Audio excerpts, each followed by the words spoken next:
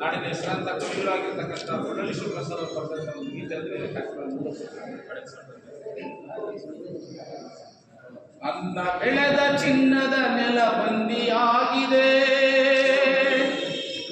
ನಿಂತ ನೆಲದಲ್ಲಿ ನ್ಯಾಯ ಎಲ್ಲಿ ಹೋಗಿದೆ, ಹೇಳುವೀರ ಮಾತನಾಡುವೀರ ಎಲ್ಲರೂ ಹಾಡಿ, ಹೇಳುವೀರ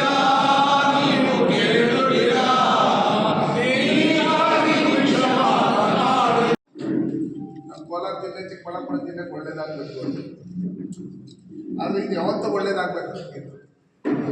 ಆದರೆ ನಮ್ಮ ರಾಜಕಾರಣಿಗಳ ಇಚ್ಛಾಶಕ್ತಿ ಕೊರತೆಯಿಂದ ನಾವು ಇದುವರೆಗೂ ಹೋರಾಟ ಮಾಡ್ಕೊಂಡು ಬರ್ತಾನೆ ಇದ್ದೀವಿ.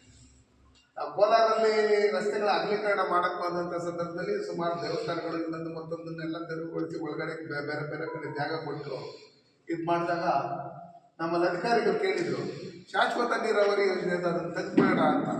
ನಾನು ಹೇಳಿದೆ, ಕೋಲಾರಿಗೆ ಇಲ್ಲ ಚಿಕ್ಕಬಳ್ಳಾಪುರಕ್ಕೆ ಇನ್ನೂ ಶಾಶ್ವತ ನೀರಾವರಿ ಯೋಜನೆ ಇನ್ನೂ ಏನು ಸಿಕ್ಕಿಲ್ಲ, ಅದನ್ನು ಟಚ್ ಮಾಡೋಕ್ಕೆ ಹೋಗ್ಬೇಡ್ರಿ ಅಂತ ಹೇಳಿದೆ. ಹೌದು, ಟಚ್ ಮಾಡೋಕ್ಕೆ